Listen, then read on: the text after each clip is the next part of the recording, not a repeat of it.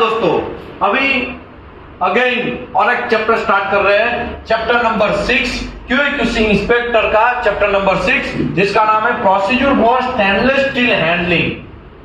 Stainless steel handling का सबसे ज्यादा प्रॉब्लम जो मैंने देखा है तो गल्फ कंट्रियों में एकदम नीट एंड क्लीन सब चकाचक काम होता है, लेकिन मैंने बहुत जगह पे इंडिया में देखा है सब कचरा काम होता है। कैसा काम होता है? कचरा काम होता है। तो आइए आज हम रूल्स एंड रेगुलेशन समझ लेते हैं स्टेनलेस स्टील के हैंडलिंग के। ठीक है, किसके हम समझ लेते हैं? स्टेनलेस स्टील का हैंडलिंग कैसे करना है उसके रूल्स एंड रेगुलेशन समझ लेते हैं। मैं हूं Vishal Dhameliya, welding and NDT service में आप सभी का स्वागत करता हूं। हमारा यूट्यूब चैनल है वेल्डिंग नॉलेज। क्या है हमारा यूट्यूब चैनल? Welding knowledge. कितने लोग यूट्यूब देख के यहाँ पे आए हैं ऑफलाइन में? कितने लोग YouTube देख के आए हैं? हाथ ऊपर करिए। एनडीटी भी या फिर क्यूएक्यूसी भी, कितने लोग YouTube देख के आए हैं? वाह, जबरदस्त। 30% पीपल खाली YouTube देख के आए हैं, बाकी 70% लोग जो है वो रेफरेंस से आए हैं। कोई ना कोई यहाँ से पढ़ के गया होगा, काका मामा भांजा जो भी है, रिलेटिव भी यहाँ से पढ़ के गया होगा। उसने बोला वहां जाओ भाई, थोड़ा देखो, मारो, मतलब वहां पे देखो और उसके बाद थोड़ा समझो, सीखो। है कि नहीं? है कि नहीं? वेस्ट बंगाल वाले भाई साहब थोड़ा बंद कर दीजिएगा।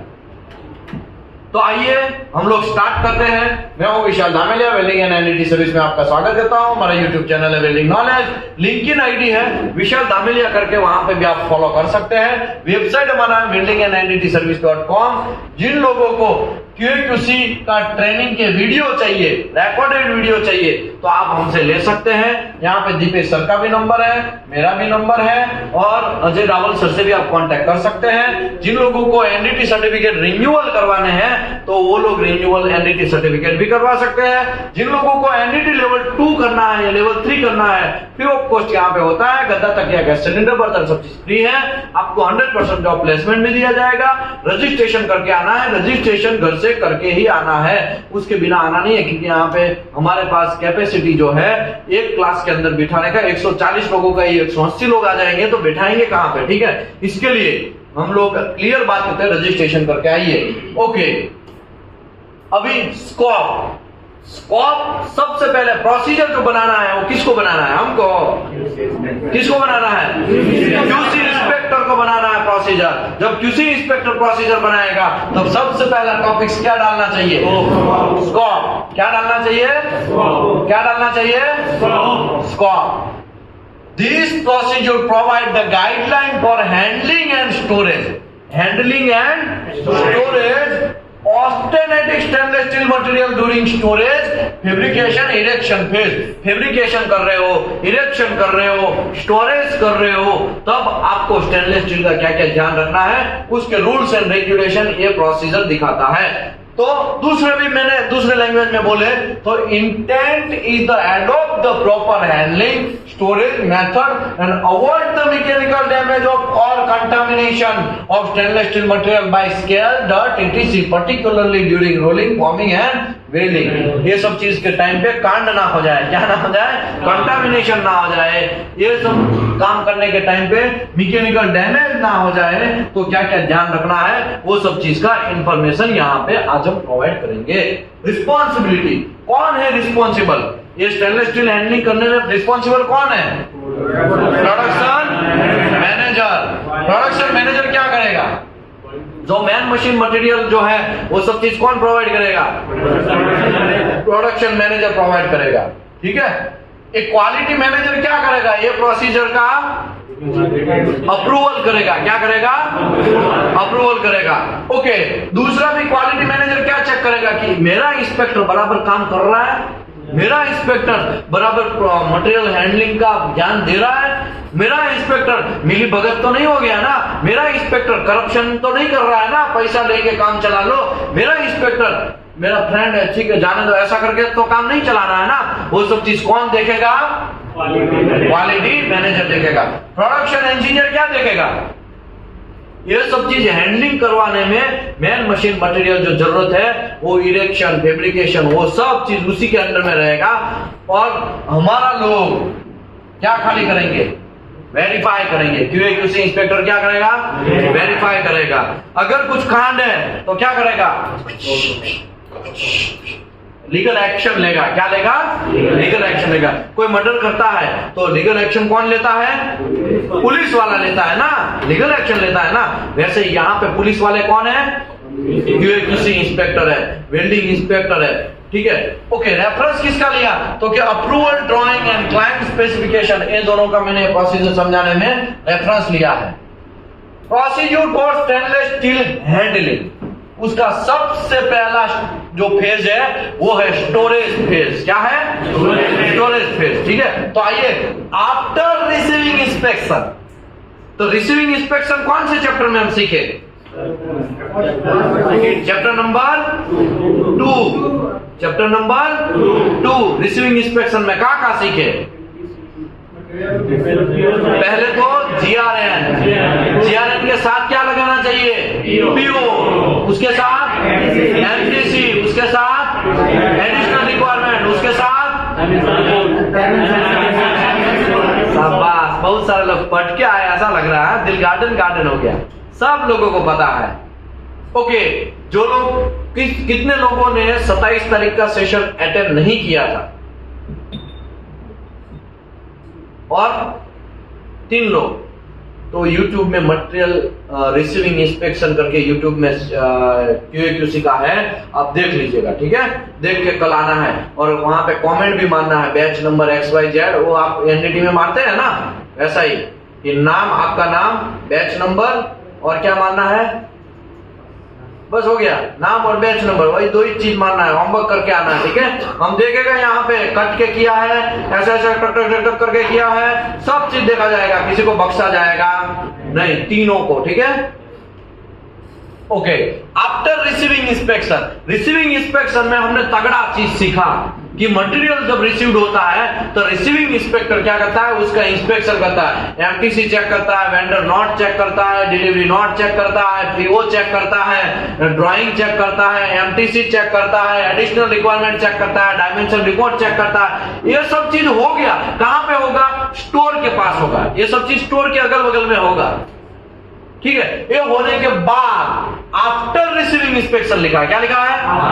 After receiving inspection the stainless steel plate shall be stored and handle in isolated area. Isolated area मतलब अलग एरिया में होना चाहिए, खुफिया तरीके से रखना है उसको।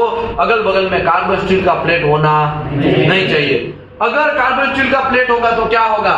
समझ लो यहाँ पे स्टेनलेस स्टील का, देखो ये दोनों पाइप है ना, कार्बन स्टील का पाइप कहां गया?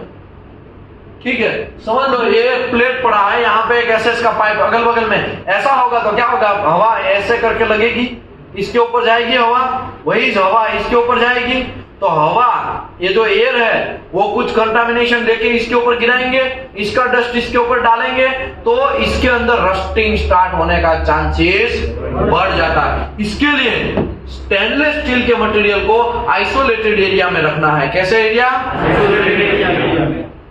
हमारे इंडिया में क्या है, मैं आपको एकदम रियल फैक्ट बोलता हूं। समझ लो कोई इंजीनियर का 35,000 सैलरी है, 1 साल से 35,000 है, वो बेचारा HR डिपार्टमेंट के पास जाता है, सर मेरा 2 साल होने को आया है, अभी मेरा सैलरी कब बढ़ाओगे? HR डिपार्टमेंट क्या बोलता है? अभी बहुत काम लोड है, कंपनी में मुश्किल में है, कंपनी का ये कांड हो गया, कंपनी को ऑर्डर नहीं मिल रहा, कंपनी में ये इतने लीवर कार है। लेकिन वही कंपनी होगा, लेकिन धूप में या तो बहुत रेनी सीजन में बहुत सारे प्लेट पड़े होंगे, लाखों करोड़ों के प्लेट पड़े होंगे। कैसे? करोड़ों के। वहां पे तालपत्री नहीं डालेंगे। क्या नहीं डालेंगे? तालपत्री समझ रहे हो ना? का वहां पे वो चीज नहीं करेंगे, करोड़ों का मटेरियल जाने देंगे, लेकिन हमारे इंजीनियर को 1,000 रुपया बेचारे का बढ़ा देंगे नहीं। समझ में आया? तालपत्री 600 रुपए का आता है। कितने का आता है? 1,000 रुपए, 600 रुपए, ऐसा ही छोटा मोटा अमाउंट का होता है। एक बारिश होता है तो स्टेनलेस स्टील या कार्बन स्टील के प्लेट ऐसे ही पड़े, एल्बो मटेरियल, गास्केट, प्लैंक, बहुत सारा चीज ऐसे खुला हवा में, खुले दौर की तरह, खुले सांड की तरह पड़ा होगा, लेकिन उसके ऊपर एक तालपत्री डालना मुनाफिक नहीं समझते। ये चिंगूसगिरी है। क्या है? मैं समझाता हूं कैसे। हमारा HR डिपार्टमेंट क्या सोचता है, मैंने पैसा बचा लिया, मैंने पैसा जैसे 1000 रुपया नहीं बचा, 1000 रुपया सैलरी बढ़ा के नहीं दिया और उसको कन्विंस कर दिया, मैंने उसको पैसा बचाया, हमारे कंपनी का पैसा, उसने कुछ पैसा नहीं बचाया, उसने करोड़ों का लॉस किया है। क्या किया है? करोड़ों का लॉस। वहां पे एक प्लेट 10-10 लाख का, 12-12 लाख का एक प्लेट आता है, उसके ऊपर धुआंधार बारिश गिरता है, प्लेट पुराना हो जाता है, कोई प्रोजेक्ट वाला उसको चलाएगा नहीं, ऐसा प्लेट कंडीशन बन जाएगा, 12 लाख का वाट कर लगा देता है। लेकिन हमारे इंजीनियर को है ना 1 रुपया या 100,000 रुपया बढ़ा के नहीं देगा। समझ में आया? जहां पे फोकस करना है, लाखों रुपए का माल कचरा में जा रहा है, वहां पे फोकस नहीं कर रहे, लेकिन यहाँ पे 500 रुपए और 100 रुपए के कटिंग में फोकस कर रहा है। समझ में आया? इसके लिए हमारा मजूरी जो लेवल है ना, वो इसके लिए लो लेवल होता जा रहा है। समझ में आया? नहीं समझे बातें को? बात कहने का मेरा मतलब यह है कि करोड़ों का माल जाने देंगे। ये चिंगूसगिरी दूसरे तरीके से समझाता हूं, 1000 रुपया आपको कोई देगा ना, वहां पे नहीं जाएगा, लेकिन मेरा कोई रुपया लेके नहीं जाना चाहिए। 1 रुपये को अच्छे से ऐसा जेब में दबा के रखते हैं, लेकिन अगर 1 रुपया छोड़ देंगे ना, तो वहां पे कितना पैसा आता है? 1000 रुपया आ रहा है, लेकिन वो नहीं लेके, लेकिन 1 रुपया मेरा कोई लेके नहीं जाना चाहिए। तो समझ में आया बात? HR डिपार्टमेंट वाले लोगों का सिस्टम समझ में आया? मैं सभी को बात नहीं कर रहा हूं, मैं कुछ ही कंपनियों का बात कर रहा हूं, कुछ ही कंपनियों का इसके लिए बात कर रहा हूं क्योंकि कंपनी को ऐसा लगता है कि हमारा HR डिपार्टमेंट 30 मार खान, हमारा HR डिपार्टमेंट बहुत अच्छा, घंटा कुछ अच्छा नहीं है। तुम्हारे HR डिपार्टमेंट की वजह से ही लोग है ना, अच्छे लोग वो कंपनी ज्वाइन नहीं करते। मैं समझाता हूं फॉर एग्जाम्पल के तौर पे, XYZ एक आदमी था है, वो गया एक कंपनी के अंदर, उसका 48,000 सैलरी है। कितना है? 48,000। अभी आपको पता है ना, इंजीनियर मिलना बहुत मुश्किल है, वो भी स्किल्ड पीपल मिलना बहुत मुश्किल है। आपको सबको पता है कि नहीं पता है? नहीं पता है? स्किल्ड पीपल मिलना बहुत मुश्किल है। टेक्निकल डिपार्टमेंट बेचारा, क्वालिटी मैनेजर बेचारा बहुत मुश्किल से एक अच्छा इंजीनियर फाइंड करेगा। XYZ Naukri.com से या तो रेफरेंस से कुछ फाइंड करेगा। अच्छा इंजीनियर 2-3 लोग इंटरव्यू देने आएंगे, उसमें से दोनों को सिलेक्ट कर लिया उसने, और उसको बोलेंगे देख भाई मैं तो सिलेक्ट कर रहा हूं, मेरा काम हो गया, मेरा काम है टेक्निकल डिपार्टमेंट का, मैं तुमको क्लियर कर रहा हूं, लेकिन अभी किसका बारी है?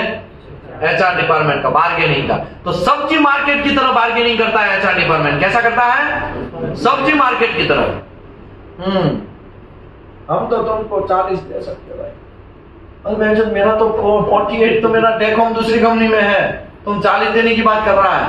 नहीं देखो भाई, हमारी कंपनी का पॉलिसी नहीं है, हम मैक्सिमम 40 दे सकते हैं, उससे ज्यादा नहीं सर, थोड़ा तो बढ़ा दो। हमको क्या लगता है कि कम से कम 48 भी दे दे तो वहां से जान छूटे और यहाँ पे आ जाए। ऐसा होता है, बहुत सारे लोगों का ऐसा होता है। ठीक है, उसको खिंचवाते हैं, लास्ट में ना 40 का 42 तक आता है, लेकिन है ना वो 48 सेम टू सेम रेट नहीं देता है। ऊपर से हमें कन्विंस करने का ऐसा ट्राई करता है, तुम्हारे घर के नजदीक, तुम्हारे यहाँ पे ये, तुम्हारे वहां पे ये, तुमको पता नहीं ये कंपनी का लोगो मिलेगा तो तुमको बड़े कंपनी मिलेगा।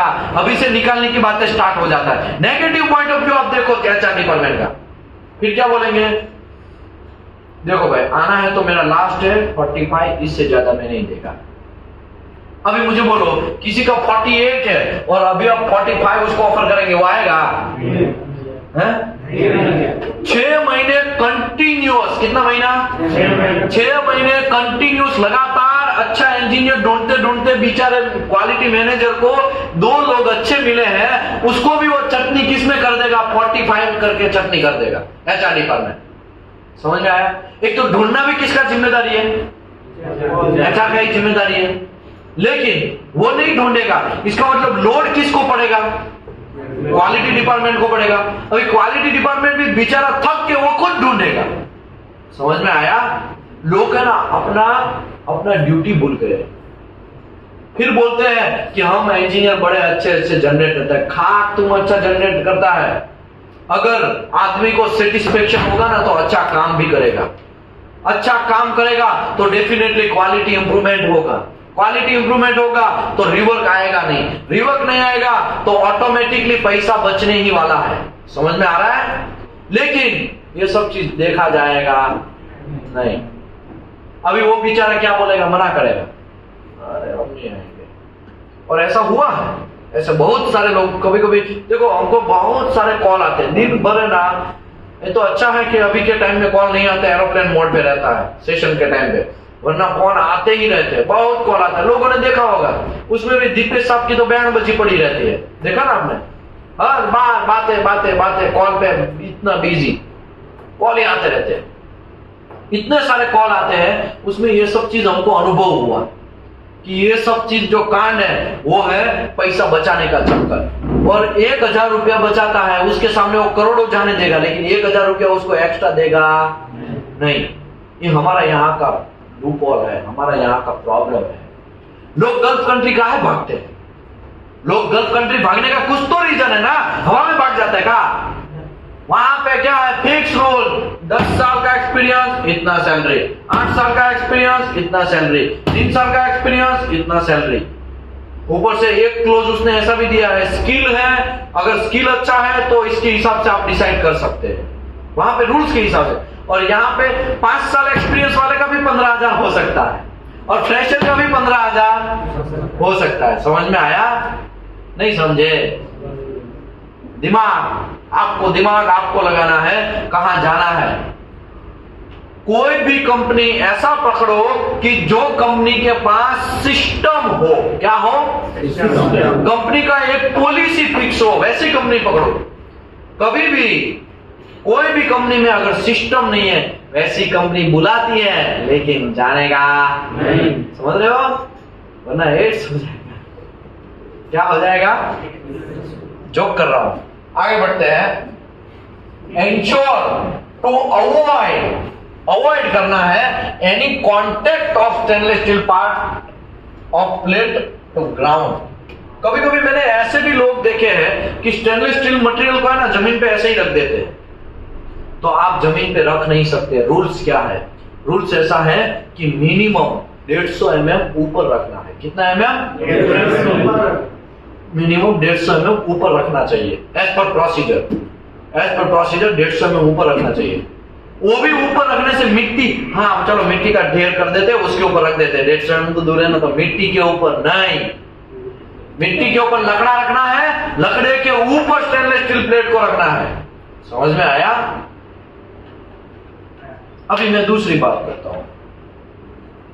बहुत सारे लोगों को मैंने ऐसे भी बोलते हुए देखा, ये दोनों को ऐसा कभी ऐसा मैच करने का नहीं, ये ऐसा बोला है, बहुत सारे लोगों को बोला है कि नहीं बोला है, ये दोनों को अलग रखने का, बीच में कुछ रख देने का, तब ऐसे रखने का, ये दोनों को ऐसा टच करके ऐसा करने का नहीं, क्योंकि ये दोनों को ऐसा टच भी कर सकते नहीं है। समझ में आया? ये सब चीज है, लेकिन कौन सुधरेगा? हम लोग थोड़ी सुधरने वाले हैं। समझे? आगे बढ़ते हैं। Ensure that avoid any contact of stainless steel part to ground. Ground के साथ कांटेक्ट होना नहीं चाहिए। वुडन प्लैंक मतलब देखा है कभी वुडन प्लैंक? मैं आपको दिखा देता हूं। देखो ये स्टेनलेस स्टील का प्लैंक है, ये किसके ऊपर पड़ा है? वुड के ऊपर पड़ा है, लकड़े के ऊपर। ये कहां पड़ा है? लकड़े के ऊपर पड़ा है ना, कि नहीं है? अभी मुझे बोलो, ये एक दूसरे के साथ टच है, चलेगा? ये चलेगा? ये क्या कर रहा है? ये देख रहे हो आप? ये क्या है पता है? स्टेनलेस स्टील का जो प्लेट है JSL का है। कौन सी कंपनी है? जिंदाल स्टील, नाम सुना है? उसने पन्नी लगा के दिया है।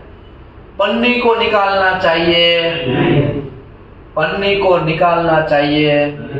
समझ में आया? इसके ऊपर मिट्टी भी गिरेगा ना तो भी लोचा। ओके, ये सब चीज स्टेनलेस स्टील का ही बात है। काहे स्टेनलेस स्टील को इतने अच्छे से रखना है? बच्चे की तरह रखना है। कैसा रखना है? बच्चे की तरह। लेकिन हम लोग भूल गए, ये तो एक मटेरियल ऐसा सोच के जाने दे रहे, बच्चे की तरह इसके लिए रखना है क्योंकि स्टेनलेस स्टील का प्लेट बहुत महंगा है तो क्रोमियम परसेंटेज ज्यादा होगा। क्रोमियम परसेंटेज ज्यादा है तो क्रोमियम फॉस्फेट, अगर मिट्टी और धूल में फास्फोरस एंड सल्फर ज्यादा होता है, क्या होता है? कार्बन भी ज्यादा होता है, तो chromium carbide, chromium sulphate, chromium oxide, chromium phosphate, ये सब चीज बनाने का चांसेस ज्यादा है। तो क्रोमियम तो हमारे मटेरियल में से गया ना, क्रोमियम तो गया कि नहीं गया? इसी की वजह से हमें ये सब चीज ध्यान रखना है, हमें उसको अच्छे से तालपत्री से ढक के रखना है। बहुत सारे लोगों को तो मैंने देखा है शूज पहन के ऐसे स्टेनलेस स्टील प्लेट के ऊपर चलते हैं। कितने लोगों ने ऐसा देखा है? 30% लोगों ने देखा है, ऐसा देखा है ना? तो उसको है ना बंदूक के ऐसे करके मारने का, समझ में आया? वो गधे को समझाने का कि भाई सुधर जा, भाई क्या कर, सुधर जा, ये सब चीज मत करो, ये पन्नी है। यहाँ पे कुछ दिख रहा है आपको? लकड़े के ऊपर पड़ा है, ये वुडन ट्रैक है, ये भी वुडन ट्रैक है, ये भी वुडन ट्रैक है। इसके ऊपर ये, फिर जगह, फिर उसके ऊपर ये, फिर जगह, फिर उसके ऊपर प्लेट, और वो प्लेट भी क्या है? कवर है। कवर के नीचे भी क्या होगा? पन्नी होगा। समझ में आया? लेमिनेशन टाइप का, जैसे मोबाइल में कैसे गोरिल्ला ग्लास डालते हैं, नहीं डालते? पता नहीं उसका नाम गोरिल्ला ग्लास क्यों रखा है? ऐसा हो सकता है, आंच ना आए, स्क्रैच नहीं होता है ना।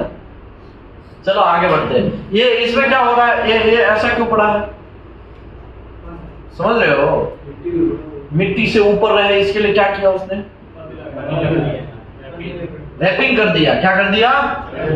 कुछ दिख रहा है? इसमें कुछ डाला है, ये वुडन ट्रैक है, देखा आपने? वुडन ट्रैक है, देखा आपने?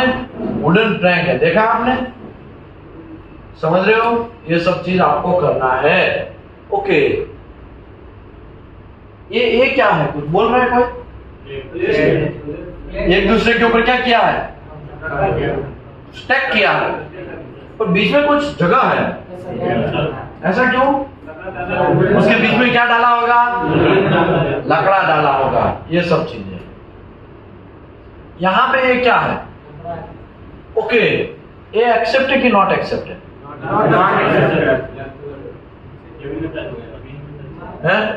एक्सेप्ट है कि नॉट एक्सेप्ट है? मैं इंडिया की बात करता हूं। मैं 14 कंपनी घुमा। कितने कंपनी? 14 में से अप्रोक्सीमेटली 8 कंपनी ऐसी थी, 8 कंपनी ऐसी थी जिसमें स्टेनलेस स्टील यूज हो रहा था। वो 8 में से मैंने एक कंपनी को नहीं छोड़ा है। यही हाथों से मैंने ब्रह्मास्त्र को चलाया है, एनसीआर मारा हुआ है। बात समझ में आ रहा है मैं कहना क्या चाहता हूं? मतलब क्या हुआ? मतलब 100% रेशियो कैसा हो गया? 8 कंपनी में एसएस का काम हो रहा है और 8 कंपनी में मैंने एनसीआर स्टेनलेस स्टील हैंडलिंग के ऊपर लगाया है। इसका मतलब क्या हुआ? 100% लोग क्या हो गए? एनसीआर लगाया हुआ। समझ में आया ना? तो आपको ये बात ध्यान रखना है। देखो, मैं एक पते की बात करता हूं। झगड़ा आपका एक बंदे के साथ बहुत होने वाला है, और वो बंदे का नाम क्या है? ठीक है ना? वो इंजीनियर जो है आपका साथ, उसके साथ झगड़ा होने ही वाला है। अभी वो एक ही चीज से सबसे ज्यादा दबेगा, स्टेनलेस स्टील हैंडलिंग। ये स्टेनलेस स्टील हैंडलिंग है ना, बहुत बहुत डेंजरस चीज है। आपसे वो एक ही चीज से डरेगा, और वो क्या है? Stainless steel handling. और आपको भी शायद सबसे ज्यादा अपॉर्चुनिटी चलाने में किसका मिलेगा? Stainless steel handling. समझ में आया कि नहीं आया?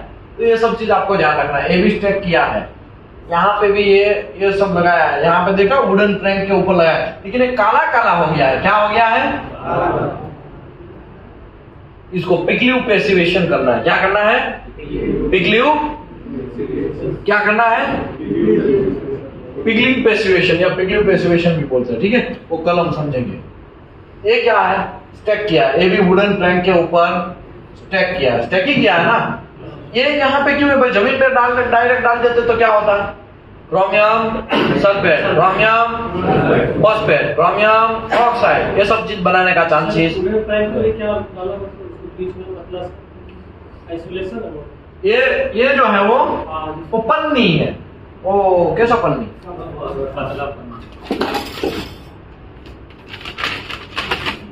समझ में आया? वो वुड का पन्नी है। एसएस का पाइप, ये तो प्लेट्स है, प्लेट के नीचे वुडन डाल सकते हैं। हाँ, पाइप पाइप को रैपिंग कर देना है। क्या कर देना है? रैपिंग भी कर सकते हैं। अगर आएगा तो मैं दिखाएगा। देखो ये क्या है? वुडन नहीं, वो कुछ क्या बोलते हैं, कार्टून। सही पकड़े, समझ में आया। और ये क्या है? ये क्या है? ये काला काला एनिल्ड वायर, सीएस का। सीएस जो भी एक्सवाइजेड जो भी मटेरियल हो वो एनिल्ड वायर। अभी मुझे बोलो, ये पन्नी डालने का क्या जरूरत था? ये डायरेक्ट वायर डाल देते तो दोनों कॉन्टेक्ट हो जाते ना। समझ में आया? कहाँ कॉन्टेक्ट? ये यहाँ पे कॉन्टेक्ट है, ऐसा है क्या? आपको कैसे पता चला? वहां पे ऐसा भी हो सकता है, प्लास्टिक हो सकता है, वो ट्रांसपेरेंट प्लास्टिक। समझ में आया? ऐसा हो सकता है ना। ये क्या है? लो क्लोराइड मार्कर। इसी को आपको यूज करना है। देखो हम 64 वेल्डिंग इंस्पेक्टर अप्रूव्ड आरामको थे। कितने इंजीनियर थे? 64। सऊदी आरामको की मैं बात कर रहा हूं। 64 पीपल थे। इसमें एक झाटू सा पेन, एक पेन 4 लोगों का जॉब खाया। कितने लोगों का? 4 लोगों का। ये पेन, आप बिलीव करेंगे, ये पेन लोगों को आरामको अप्रूवल से रिवोक करवा सकता है। एक छोटा सा पेन। तो ये पेन जैसा वैसा नहीं है, ये लो क्लोराइड मार्कर है। कैसा है? लो क्लोराइड मार्कर। और ये लो क्लोराइड मार्कर की वजह से देखो हमारे वहां पे उस टाइम की मैं बात कर रहा हूं, 2015-16 की मैं बात कर रहा हूं। 2015-16 में जब मैं आरामको में काम कर रहा था तब बहुत सारे पाइपिंग होते हैं। तो सीएस के भी पाइपिंग होते हैं, अलॉय स्टील के भी पाइपिंग होते हैं और एसएस के भी पाइपिंग होते हैं, राइट। जहां पे 5% क्रोम से ज्यादा अगर क्रोम है वहां पे कंपलसरी हमें क्या यूज करना था? लो क्लोराइड मार्कर यूज करना था। और जनरली येलो टाइप का रहता था, ब्लैक टाइप का भी आता था, लेकिन ब्लैक टाइप का सीएस का भी आता था, ब्लैक का एसएस का भी अलग आता था। अभी क्या है, ये मैं आपको बोला ना, पर्जिंग करते हैं तो आपको ऐसा करके साइन करना पड़ता है, पर्जिंग ये सब चीज। ये हो गया जॉइंट फिटअप हो गया, तो जॉइंट फिटअप में आपका नाम, नंबर और आपका साइन करना पड़ता है। ये सब हो गया। तो उस टाइम पे क्या चाहिए आपको? थूक से लिखेंगे का तो ऐसा करके लिख देंगे, तो मार्कर यूज करना पड़ेगा। और वो मार्कर कौन सा होना चाहिए? लो क्लोराइड। लेकिन 4 से 8 किलोमीटर दूर चल के साइट है, या तो 4 किलोमीटर दूर, और धूप है तगड़ा। मेरे पास सीएस का, एसएस का मार्कर आज किधर भी गिर गया। ओह माय गॉड, इधर गिर गया। अभी 4 किलोमीटर दूर चल के वहां पे पाइपिंग चल रहा है और प्रोडक्शन इंजीनियर ऊपर खड़ा है यार जल्दी साइन करो, मेरा वेल्डर बैठा है। अभी आपको साइन थूक से तो कर नहीं सकते हैं। अभी आपके पास कौन सा मार्कर है? सीएस का मार्कर है। अभी आप क्या करेंगे? कोई देख नहीं रहा, चलो साइन मार के निकल जाते। काला तो एसएस का भी आता ही है ना, काला तो एसएस का मार्कर भी है ना, चलो साइन मार के निकल जाते हैं। अभी साइन मार दिया। साइन मारने के बाद आप क्या सोचेंगे? कल में आके थिनर से पोंछ देगा और फिर क्या करेगा?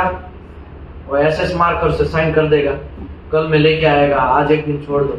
और बराबर साइन मारता है, मारने के आधे घंटे के बाद वहां पे आप लटर पटर कर रहे हैं और आपको टीपीआई ने पकड़ा। ओ भाई कहाँ पे काम कर रहे हो? कौन सा ज्वाइंट अभी साइन किया? लास्ट 10 ज्वाइंट बोलो।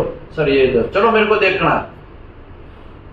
ओके मार साइन किया है, वेरी गुड। मार्कर एसएस का सर किधर गिर गया? आपको क्या लग रहा है? मैच करेगा, चेक करेगा, समझ में आया? और पकड़ा जाओगे आप तो वहां पे तुरंत आपकी जॉब गई। तो एक मार्कर गड़बड़ी कर सकता है। ओके, अभी ग्राइंडिंग व्हील, एसएस के ऊपर ग्राइंडिंग व्हील जो यूज करते हैं वो कौन सा व्हील होना चाहिए? एसएस के ही होने चाहिए। किसके होने चाहिए? किसके होने चाहिए? एसएस के होने चाहिए। यहां पे भी ग्राइंडिंग व्हील पड़ा होगा, मैं आपको दिखाता हूं। जो मटेरियल का है एसएस का तो मार्कर भी एसएस का ही चाहिए।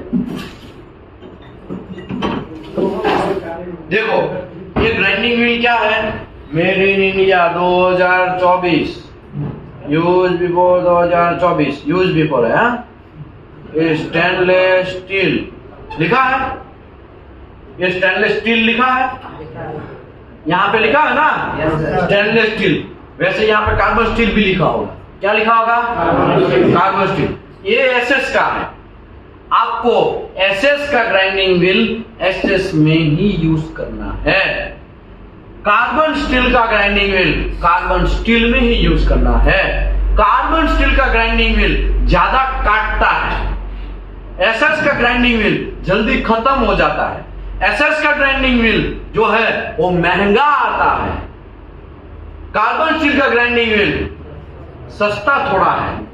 अभी एक एसएस के पाइप को खींचना है, कोई देख नहीं रहा, चलो एसएस सीएस के काट देते, वरना एसएस वाला बहुत गड़वाएगा, बहुत रुलाएगा, काट देंगे और आपको कोई पकड़ेगा। ऐसा हो सकता है कि नहीं हो सकता है? नहीं हो सकता है भाई, आपने देखा नहीं है, सऊदी में हमारी फट जाती थी। ओके, अभी आपको क्या लग रहा है, ये स्टिकर निकल गया तो कैसे पहचानोगे, कैसे पहचानोगे सीएस की है कि एसएस है? इसके लिए आपको क्या करना है, येलो मार्कर से उसको मार्किंग करना, कलर कोडिंग करना है। क्या करना है, क्या करना है, क्या करना है? और कलर कोडिंग नहीं किया है और टीपीआई या पीएमटी या पीआईडी पकड़ेगा, तुरंत आपकी बैन हो जाएगा। समझ में आया? ओके, अभी आपको लग रहा है यार एसएस के मार्कर का इतना वैल्यू देते, मार्कर है कौन सा? तो ये जो मार्कर है वो लो फ्लोराइड इसका कंटेंट होता है, और उसी की वजह से अगर मार्कर से लिखते हैं तो इसमें कोई प्रॉब्लम नहीं है। और हम ठहरे 30 मार खा जैसा काम कर रहे थे, 2012 की बात है। एसएनसी लावलिन करके प्रोजेक्ट, मुंद्रा साइट, कौन सा साइट? एसएस, हमें पता नहीं है कि ऐसा भी होता है। अभी मैंने चौक लिया और चौक में कितना क्लोरीन आता है, भारी भरकम क्लोरीन आता है, क्लोरीन, फॉस्फेट, फ्लोरीन, सल्फर, ये सब चीज आता है। अभी बाकी रह गया है तो उसको पानी से क्या किया, गीला किया।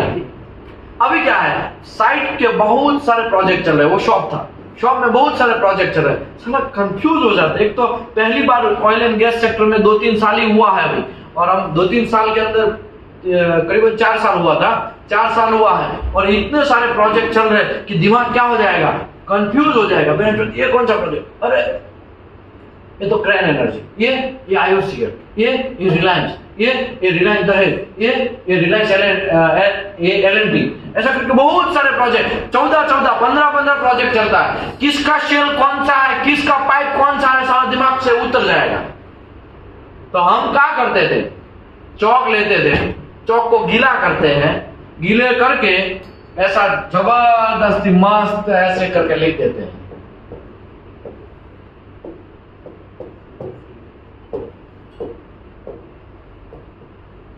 अभी कोई दूसरा कोई प्रोजेक्ट है तो ऐसा करके चौक से बड़े अक्षर से लिख देंगे, उसका शेल रहता है ना, कार्बन स्टील और एसएस का जो भी है उसके ऊपर लिख दे। अभी एसएनसी लावलिन जो है पूरा का पूरा प्रोजेक्ट है वो SS304 का है। किसका है? SS304। और हमने गीले चौक से लिख दिया। अभी गीला चौक जब सूखता है ना तो चमकता है, वो किसी को पता है? जल्दी छूटता भी नहीं है और क्या होता है, वो चमकता है, वो ऐसा घाटा हो जाता है। क्या हो जाता है? घाटा हो जाता है, मोटा दिखता है। बॉस ने देखा, ए विशाल, यस सर, इधर आओ। हाँ सर, ये तुमने लिखा? हाँ सर मैंने लिखा। अभी मैंने लिखा तो मैं ही बोलेगा हाँ सर मैंने लिखा। अभी बॉस बहुत अच्छे, मेरे गुरु, उसने मुझे समझाया, देख विशाल, ये जो है एसएस का, इसके अंदर एसएस का मार्कर यूज करना चाहिए, आपको ये यूज नहीं करना चाहिए। कब लिखा? सर मैंने कल लिखा था। बहुत बड़ा बड़ा ब्लंडर मिस्टेक किया। जाओ अभी उसको निकालो। और हम निकाल रहे हैं ऐसा करके। वो निकलेगा, वो निकलेगा, आपको लग रहा है निकलेगा? सर निकल नहीं रहा है, बहुत ट्राई किया, थोड़ा थोड़ा ही निकल रहा है। अब एक काम करो, ड्रिंकिंग वाटर लो। कौन सा? और फिल्टर वाटर लो। बिस्लरी वाटर है तो बिस्लरी वाटर लो, या तो फिर क्लीनर लो, और वो कपड़े के ऊपर डाल के, और कपड़ा भी क्लीन, नीट एंड क्लीन होना चाहिए तब जाके। और मैंने क्लीनर, वो स्टोर में गया, क्लीनर चाहिए किसके लिए? वो थोड़ा मार्किंग मिटाना है। ठीक है, लो ऐसा करके हमको दे दिया। अभी हम मिटा दिया, एसेंसी लावलिन करके मिटा दिया। और विथिन 15 दिन के अंदर वहां पे है ना कैसा हो गया पता है? मैं आपको दिखाता हूं कैसा हो गया।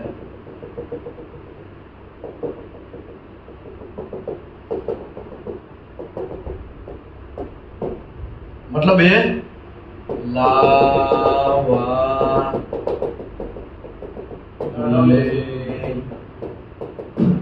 ये क्या हो गया, समझ में आया? ये रस्ट हो गया। क्या हो गया? और रस्ट कैसा दिखता है? थोड़ा रेडिश टाइप का दिखता है। और ऐसे करके देखेंगे ना तो वहां पे रस्टिंग हो गया है। क्या हो गया है? समझ में आया क्या हो गया? नहीं समझे? क्रोमियम वहां से निकल गया। किसके साथ बन के निकल गया? अभी मुझे बोलो, जब रस्ट होके निकल जाएगा वहां से, सॉरी ये क्रोमियम निकल जाएगा तो वहां पे क्रोमियम कम हो जाएगा। क्रोमियम कम हो जाएगा तो जो ये रस्ट कैसा दिखता है? ये रस्टी है ना, ये कैसा दिखता है? तो एसएस का कुछ एरिया में ऐसा दिखने लगा।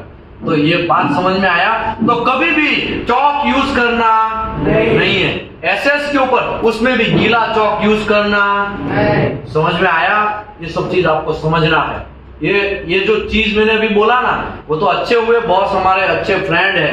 फ्रेंड तो नहीं बोलेंगे, प्रोफेशनलिटी से मुझे समझाया और सिखाया, वरना हमारी क्या हाल होती। तो ये बात आपको समझना पड़ेगा। चौक को कभी भी यूज करना नहीं है। ओके, ये क्या है? हैंडग्लोव्स है। ये हैंडग्लोव्स यूज करना है आपको। स्टेनलेस स्टील का जब हैंडलिंग करेंगे ना तब आपको ऐसे हैंडग्लोव्स यूज करना है। अगर आप हैंडग्लोव्स नहीं यूज करेंगे तो आपका पसीना होगा ना, पसीना, वो आपने कभी पसीना चखा है किसी ने? नमकीन लगता है ना, हमारा पसीना नमकीन होता है ना। अभी वो नमकीन वाला पानी है, वो एसएस के ऊपर जाएगा तो क्या होगा? क्लोरीन उसके ऊपर गिरेगा तो क्या होगा? क्रोमियम क्लोराइड बनेगा कि नहीं बनेगा? तो ये रस्टिंग वहां पे होगा कि नहीं होगा? इसके लिए स्टेनलेस स्टील को पकड़ने का भी एक अलग सिस्टम होता है। क्या होता है? सिस्टम होता है। ऐसे हैंडग्लोव्स आते हैं। ये सब चीज यूज करना है। मार्कर वगैरह यूज करना है। देखो ये भाई साहब लिख रहा है, देखा आपने? ओके, ये चाल्क है। ये क्या है? चाल्क पेस्ट है। जब रोलिंग वगैरह करना है तो एसएस के ऊपर पहले क्या कर देना है? ऐसे चाल्क लगा देना है, ताकि रोलर किसका है? सीएस का है। अभी सीएस के अंदर किसको रोल करना है? एसएस को रोल करना है। तो आपको चाल्क पहले लगा देंगे तो कोई कॉन्टेक्स्ट होगा नहीं। तो अभी मैं प्रोसीजर समझाना स्टार्ट करता हूं। समझ में आया? अभी मैं प्रोसीजर समझाना स्टार्ट करता हूं। Ensure the avoid any contact to ground. Ground से कांटेक्ट दूर रखना है। वुडन प्लैंक या insulation material to be used between the plate piles. ठीक है। Ensure that environment condition must not be impair the surface stainless steel with the carbon contamination. ऐसा environment ना हो। ओके, अभी एनवायरमेंट मतलब क्या? अगल बगल का एटमोस्फियर। अभी आप समंदर के किनारे, आप बोलेंगे मेरे एसएस में कुछ नहीं होगा, तो लोडू समंदर के किनारे आप कितना भी बड़ा एसएस लेके आओ, उसका भी क्या हो जाएगा? बयान बच जाएगा। समझ में आया? समंदर जो है वो कैसा एनवायरमेंट है? साल्टी एनवायरमेंट है। कैसा है? ओके, किसी ने बिरला कॉपर का नाम सुना है? बिरला कॉपर का किसने नाम सुना है? दहेज में है। दहेज में भी बड़ा कंपनी है। बिरला, वो समंदर के किनारे है, वो वहां पे ना उसका प्लांट बहुत सारे रस्ट होते हैं, तो उसका मेंटेनेंस करने के लिए मैं गए थे। जब मैं मेंटेनेंस करने वहां पे गया और प्लांट देख के मेरा दिमाग घूम गया। वो क्या होगा पता है? समझ लो प्लेट है, ऐसा करेंगे ना तो इसमें से बहुत सारा पपड़ी हाथ में आएगा। क्या आएगा? हाथ में आएगा। समझ में आया? ऐसा एनवायरमेंट है वहां। वो आपको यहाँ पे एग्जांपल के साथ सर समझाने वाले हैं, ठीक है? वो आपको प्लांट भी दिखाएंगे, दूसरी कंपनियों का प्लांट दिखाएंगे और आपको पता चलेगा कि शांति एनवायरमेंट क्या है। ओके, ये खाली इतना ही नहीं है, इसके ऊपर 3 दिन है। कितना दिन है? 3 दिन। उसमें बिगेस्ट जो है ना, बिगेस्ट का नाम सुना है किसी ने? बिगेस्ट जो है उसका कोर्स भी आपको बहुत सारा डेप्थ में समझाया जाएगा। वो भी एक QAQC का पार्ट है, वो भी QAQC का पार्ट है। उसमें अलग अलग इंस्ट्रूमेंट है, वो भी आपको समझाया जाएगा और सिखाया जाएगा कि ये इंस्ट्रूमेंट कैसे काम करता है, पिन होल टेस्टिंग कैसे होता है, और ये आप पेंट जो थिकनेस है वो कैसे चेक कर सकते हैं, समझा? एल्कोमीटर कैसे यूज कर सकते हैं, बहुत सारा चीज समझाया जाएगा। लेकिन फिलहाल अभी याद रखो, ऐसा एनवायरनमेंट होगा तो भी आपके मटेरियल की बैंड बजनी ही है। Stainless steel plate should be covered with some tarpaulin sheet. क्यों भाई? टारपोलिन शीट से क्यों कवर होना चाहिए? उसके ऊपर रस्ट गिरेगा। क्या उसके ऊपर क्या गिरेगा? मिट्टी गिरेगा, डस्ट गिरेगा। क्या गिरेगा? और डस्ट में क्या होगा? फॉस्फोरस एंड सल्फर होने का चांस है। फिर वहां से मटेरियल क्या हो जाएगा? एसएस का क्रोमियम सल्फाइड, क्रोमियम फॉस्फेट, ये सब चीज बनने का चांसेस है। समझ में आया ना? Okay, ensure not to remove the plate manufacturing protective plastic coating। तो मैंने ये प्लास्टिक कोटिंग यहाँ पे आपको दिखाया, ये प्लास्टिक कोटिंग आपको निकालने का नहीं है। ये जो प्लास्टिक कोटिंग है ना, ये आपको दिखाया ना, ये सब चीज निकालने की जरूरत नहीं है। कब तक नहीं निकालना? तो इन लोगों ने ये भी लिखा है कि देखो, ensure not to remove the plate manufacturer's protective plastic coating on stainless steel surface before forming or rolling process। Okay, यहां पे मैंने ऐसा भी रोलिंग करवाया है, थिकनेस उसका कुछ एक्स्ट्रा जेड है, समझ लो। ये कंपनी है, पहले उसका कंपनी का नाम था एसआर हेवी इंजीनियरिंग करके नाम था। अभी तो नाम बदल गया है, अभी क्या हो गया है? AMNS करके हो गया, उसने खरीद लिया। पहले एसआर कंपनी था, ठीक है? पहले की मैं बात कर रहा हूं। वहां पे मैंने रोलिंग करवाया है एसएस का। तो हम लोग क्या करते थे पता है? ड्राइंग होता है ना, ड्राइंग का पिछवाड़ा एकदम सीधा होता है ना, व्हाइट होता है ना, वो जो है ना बाहर की साइड रखेंगे, और जो ड्राइंग ड्रॉ किया है ना वो रोलर की साइड रखेंगे। वहां पे उसको ऐसा रैपिंग कर देंगे। क्या कर देंगे? रैपिंग कर देंगे। सॉरी, हम लोग रैपिंग कर देंगे, और रैपिंग करने के बाद उसके ऊपर है ना हम लोग दूसरा एक प्लास्टिक रैपिंग करेंगे। क्या करेंगे? Plastic wrapping. फिर हम एसएस की प्लेट को उसके अंदर घुसाएंगे। ऐसा क्यों किया? किसका कांटेक्ट ना हो? रोलर का। और तो रोलर का कांटेक्ट होने से क्या होगा? रोलर किसका, कौन सा मटेरियल है? सीएस का है। किसके साथ कांटेक्ट होगा? एसएस के साथ कांटेक्ट होगा। तो दिमाग में ये आता है, तब तो यार सर हम सीएस और एसएस का वेल्डिंग तो मारते हैं, तब कुछ नहीं होता है। तो भाई वो जो वेल्डिंग मारते हैं तब भी होता है, लेकिन उसके हिसाब से हम इलेक्ट्रोड भी सिलेक्ट करते हैं ना, तो वहां पे स्ट्रेंथ बनता है। समझ में आया? वहां पे स्ट्रेंथ बनता है। वो एक मैटर ही अलग है, उसको और ये दोनों को मैटर को मिक्स मत करने का। आगे बढ़ते हैं। Before forming material used for handling या lifting contact with stainless steel shall be stainless steel और नॉन फेरस मटेरियल। देखो, जब आप हैंडलिंग करते हैं तब नॉन फेरस के साथ कॉन्टेक्ट होना चाहिए। समझ लो, ये मेरा हुक है, ये एसएस का मटेरियल है। अगर मैं ऐसे करके पकड़ेगा ऐसे पकड़ेगा तो ये CS का हुक और ये क्या है ऐसे, तो ये यहाँ पे कॉन्टेक्ट होगा कि नहीं होगा? कॉन्टेक्ट होगा तो रस्टिंग होगा कि नहीं होगा? अभी आप ऐसा बोलेंगे अभी थोड़ी रस्टिंग होगा इसमें, भाई आप 1-2 दिन के बाद वहां देखो, या 3-4 दिन या 10 दिन के बाद वहां देखो, तो वहां पे क्या हो जाएगा? रस्टिंग हो जाएगा। समझ में आया? और एक SS का प्लेट 10 लाख का है तो उतने ही थिकनेस का CS का प्लेट शायद 1 लाख में आएगा, तो कितने लाख का लगा? 9 लाख का चुना है आपको। समझ में आया? तो ये सब चीज जान रखना है। तक एक एग्जांपल दे रहा हूं। ओके, अभी मेरे को ये बोलो, ये ऐसा मुझे पकड़ना है तो मुझे यहाँ पे क्या करना पड़ेगा? कुछ रबर का सीट वगैरह लगा देगा, फिर यहाँ पे ऐसे पकड़ेगा तो चलेगा? या तो फिर ऐसा कर सकता हूँ, ऐसा मैं बेल्ट लगा दूं, बेल्ट, और वो बेल्ट कपड़े का हो, ऐसा कर सकते हैं? कपड़े का बेल्ट या तो किसका बेल्ट यूज करेंगे? नॉन फेरस, मतलब कोई एक ऐसा मटेरियल यूज हो कि जिसमें ये जो बेल्ट है वो स्ट्रेंथ वाला हो और सेम मेटल ना हो, अलग ही कोई मटेरियल हो, है ना? नॉन फेरस हो, प्लास्टिक या तो दूसरा कपड़ा, कपड़े का मजबूत कपड़ा है उसका ऐसा बांध के ऐसा करके लेके लोगे तो होगा कुछ? समझ लो पॉसिबल नहीं है, समझ लो ऐसा पॉसिबल नहीं है। तो SS का CS का जो हुक है या CS का चैन है उसको क्या कर दो? क्या कर दो? रैपिंग कर दो। समझ में आया? ओके, अभी एक बड़ा सा वेसल है, समझ लो ये वेसल है, इसको आपको उठाना है। अभी बीच में से ऐसे उठाएंगे तो ऐसे करके उठाएंगे ना, ऐसे करके उठाएंगे ना, ऐसे करके। तो हम लोग क्या करते हैं पता है? जनरली 2 चेन होता है ना, ऐसे 2 चेन को ऐसे नीचे से क्या कर देते हैं? ऐसा मार देते हैं ना, फिर ऐसे करके उठाते हैं ना। अभी मुझे बोलो, ये यहाँ पे टच हुआ, यहाँ पे बेल्ट का यहाँ पे ये एरिया आया, तो ये सब जगह टच नहीं होगा, तब क्या करने का? रैपिंग कर, इसको रैपिंग करो या तो फिर चेन को रैपिंग करो या तो फिर दोनों को रैपिंग करो। ऐसा कर सकते हैं कि नहीं कर सकते?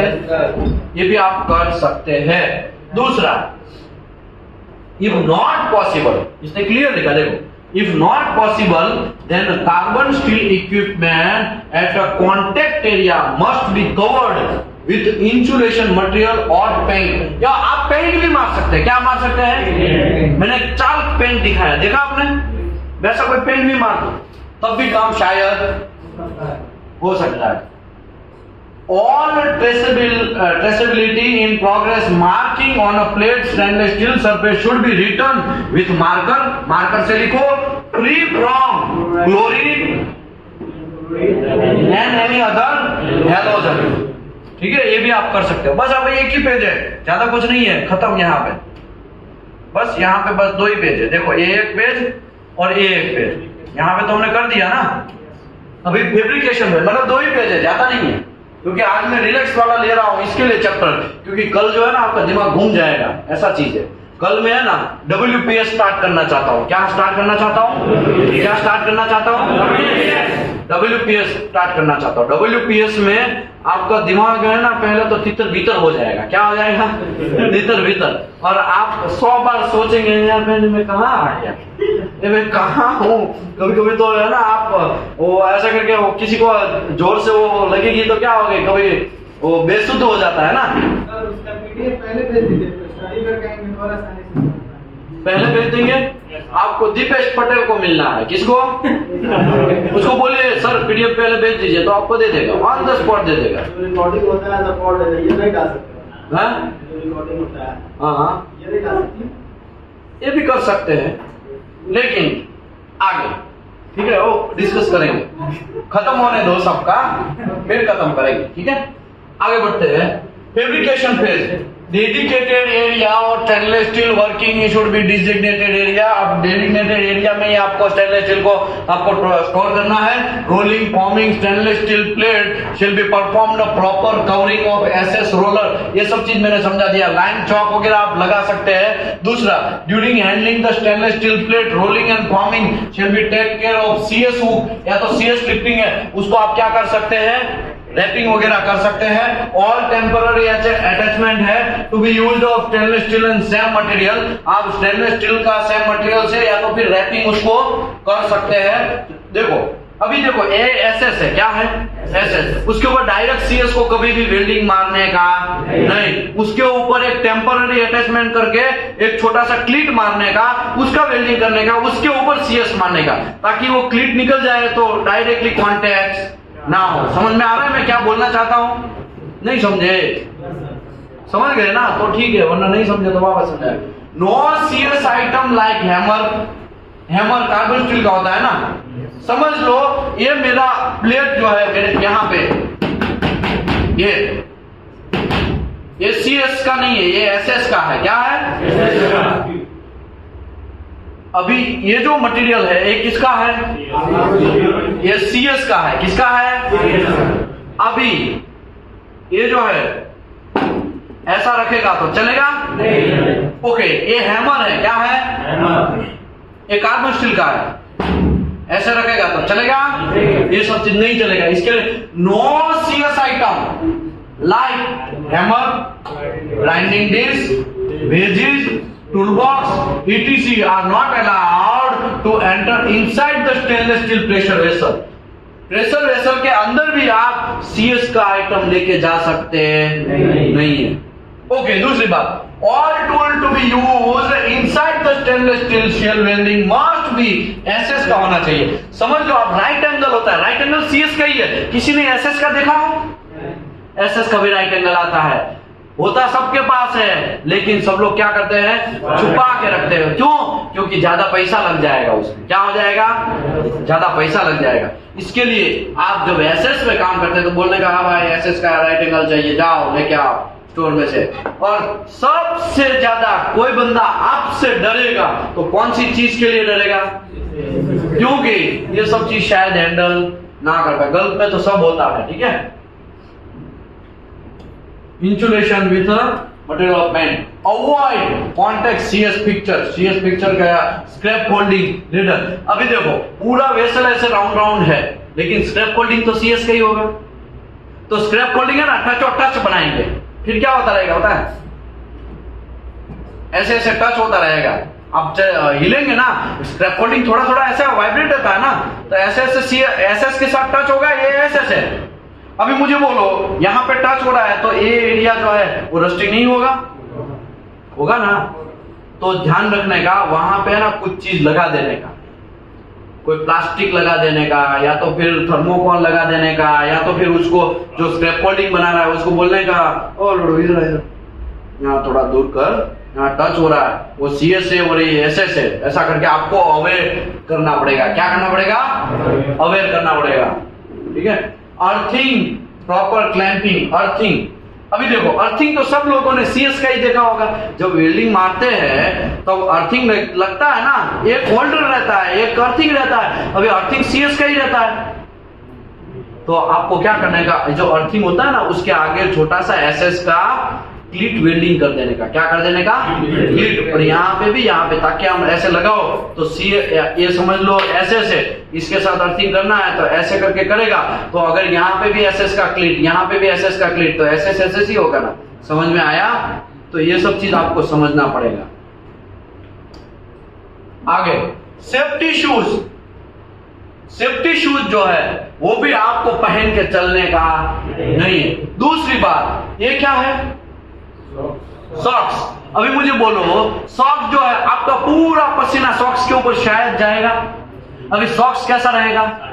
आपको विशाल भाई ने समझा, हमको तो विशाल भाई ने समझा सेफ्टी शूज पहन के एसएस के ऊपर नहीं चलने का, तो आप खाली शूज निकाल देंगे, लेकिन सॉक्स क्या करेगा? सॉक्स के अंदर आपका पसीना होगा, और पसीना कैसा होता है? साल्टी होता है। आप सॉक्स पहन के चलेंगे तो क्या हो जाए? तो भी कांड हो जाएगा ना। तो ये भी काम करने का नहीं।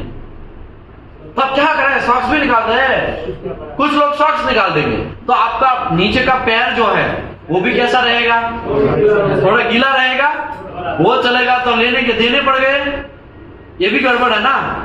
तो करना क्या भाई? वो सब छोड़ो, करना क्या है? उसका स्पेशल शूज आते हैं, वो स्पेशल शूज पहनना है। समझ में आया? या तो फिर जूते को क्या करना है? ऐसे ऐसे साफ कर देना है। एक दुकान शूज कवर भी आता है, वो भी आप पहन के जा सकते हैं।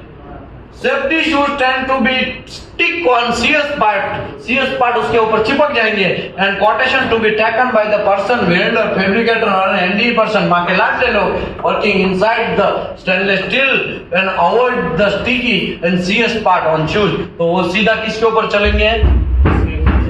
ऐसा चलेंगे कि नहीं चलेंगे? फिर गड़बड़ होगा ना। पेनेट्रेंट मटेरियल जो है वो बहुत सारे लोगों को मैंने समझाया है। जब स्टेनलेस स्टील का पेनेट्रेंट टेस्ट करना है, जब हाई एलॉय स्टील ये निकल बेस एलॉय का करना है, डुप्लेक्स का पेनेट्रेंट टेस्ट करना है, तो आपको वो जो पेनेट्रेंट है वो जनरल कार्बन स्टील में पेनेट्रेंट टेस्ट होता है वैसा ही वही मटेरियल यूज नहीं होगा। उसका पेनेट्रेंट है वो क्या होना चाहिए? क्लोरीन। वो पेनेट्रेंट मटेरियल के अंदर 1% से क्या होना चाहिए? कम होना चाहिए। समझ में आया कि नहीं आया? तो ये भी ध्यान रखना है आपको। कोई तुरंत बोला सर मैं आज तो डुप्लेक्स में डीपीटी करने जा रहा हूं, तो पकड़ लेने का डीपीटी का मटेरियल दिखा पहले। ओ इधर ये सब चीज समझोगे ना तभी जाके आप प्रॉपर जासूस बन पाओगे। ये सब चीज समझोगे ना, छोटी छोटी बातें, तब जाके आप प्रॉपर क्वालिटी इंस्पेक्टर बन पाओगे। वरना यहाँ पे 80 लोग बैठे हैं या 100 लोग बैठे हैं, कुछ काम का नहीं है। अगर किसी के दिल में नहीं उतरेगा ना तो कुछ काम का नहीं है। इसके लिए चावल ज्यादा खाने का नहीं। समझ में आया ना? Temporary stiffener to be used of stainless steel of SS material water. जब पानी भी आप यूज करते हैं तो chlorine content not more than 25 ppm। पानी के अंदर 25 ppm से कम क्लोरीन होना चाहिए। सर हमें कैसे पता चलेगा? तो आपको लैब में भेजना पड़ेगा पानी को। किसमें भेजना पड़ेगा? सर हमारा बात कौन मानेगा? तो आपकी बात पूरी दुनिया मानेगी। उसका रीजन क्या है? क्योंकि आप पुलिस वाले हैं, रूल्स एंड रेगुलेशन जानते हैं। आप तुरंत ये प्रोसीजर दिखा देने का। अभी आप बोलेंगे सर हमें तो यही पता नहीं होता है प्रोसीजर कहां है। तो सबसे पहले कोई भी क्यूसी इंस्पेक्टर, एक जादू चीज बोलता हूं, कोई भी कंपनी के अंदर एंट्री करते हो तो सबसे पहले आपको प्रोसीजर पता होना चाहिए। कंपनी का प्रोसीजर कहां है, कौन सी फाइल में है, उसको खोल के आपको पढ़ना है। समझ में आया? सर कंपनी में फाइल ही नहीं है तो वैसी कंपनी में टिकने का नहीं, दुम लगा के निकल जाने का। जहां पे सिस्टम नहीं है वैसी कंपनी में कितना भी आप घिसवाओगे या आपका जो ये जो पैर है ना उसमें छाले गिर जाएंगे, लेकिन आपका काम का वैल्यू कभी होगा नहीं। समझ में आया? कंपनी के अंदर सिस्टम होना चाहिए वैसी कंपनी में जाने का, ताकि आपका एक विकास हो, आप प्रॉपर तरीके से आगे बढ़ सके, आप गल्फ कंट्री में भी आगे बढ़ सके। समझ में आया? नहीं समझे? सर ये कॉन्ट्रैक्ट कंपनी है, 20,000 दे रहा है सर। एक कॉन्ट्रैक्ट कितने पीपल है? सर वो पूरी कंपनी में 14 ही एम्प्लॉय है। ठीक है कोई बात नहीं। कितना सैलरी दे रहा है? 20,000 दे रहा है सर। अभी आप कहाँ पे है? सर मैं एक MNC कंपनी में हूँ। कौन सा कंपनी का नाम? सर मैं थर्मेक्स कंपनी में हूँ। कितना सैलरी है? सर मेरा 14,000 सैलरी है। तो कौन सी कंपनी में रुकना चाहिए? 14,000 में काम करना चाहिए कि 20,000 में जाना चाहिए? 14,000 में जाना चाहिए। क्यों? सिस्टम सीखने को मिलेगा। आज नहीं तो कल आपको 14 का है ना 1 लाख रुपया ऑफर हो सकता है, लेकिन 18 में घुसेंगे ना फिर 18 का 20 करने में आपका पानी आ जाएगा, नानी याद आ जाएगी। समझ में आया? इसके लिए बुलाती है मगर जाने का नहीं। समझ में आया ना? और बैठ के पेंटिंग भी हाथ में करने का नहीं। समझ में आया कि नहीं आया? Water to be used, hydro test, cellular chlorine content not less than 25 ppm। कितना? 25 ppm से कम होना चाहिए। कैसे पता चलेगा? तो जो भी पानी यूज होने वाला है वो पानी को लैब में भेजना है, और लैब में भेजेगा कौन? QC department. कौन भेजेगा? QC department. पहला ड्यूटी भेजने का प्रोडक्शन या सेफ्टी डिपार्टमेंट का है। किसका है? Safety department. सेफ्टी डिपार्टमेंट नहीं बेचता है तो फिर किसका ड्यूटी है? क्यूसी डिपार्टमेंट का। अभी कंडीशन क्या होगा मैं आपको बोलता हूं, रियल फैक्ट समझ लो। हाइड्रो कल मॉर्निंग में करना है, कल मॉर्निंग में हाइड्रो करना है तो प्रोडक्शन इंजीनियर स्वाभाविक बात है आज ही आपके पास आएगा, मैं पानी भरना स्टार्ट कर रहा हूं। आपको ऐसा ही बोलेगा ना, मैं पानी भरना स्टार्ट कर रहा हूं, मॉर्निंग में मुझे हाइड्रो लेना है। तो आपका पहला क्वेश्चन क्या आएगा? पानी का टेस्टिंग करवाया? हमें क्या पता, जाओ सेफ्टी वाले को बोलो पानी का टेस्टिंग करवाया कि नहीं करवाया। प्रोडक्शन इंजीनियर दौड़ते दौड़ते सेफ्टी वाले के पास, हाँ सर वो मैं पानी भर रहा हूँ, अबे पानी का टेस्टिंग कर रहे हैं। हमको क्या पता, हमको नहीं पता है। ओके, इन्फॉर्म करने का जिम्मेदारी भी प्रोडक्शन इंजीनियर का है। सेफ्टी वाले को इन्फॉर्म करने का जिम्मेदारी किसका है? Production engineer. वो भी हमारा नहीं है। देखा जाए तो ऑल चीज सेफ्टी एंड किसके ऊपर जाएगा? प्रोडक्शन के ऊपर जाएगा। समझ में आया? अभी सेफ्टी इंजीनियर बोलेगा, पहले बोलना चाहिए था हमको, आज थोड़ी। और सेफ्टी वाले तो आपको पता है कैसे होते हैं, सब लोगों को पता है ना सेफ्टी वाले कैसे होते हैं, डेंजरस होते हैं। कैसे होते हैं?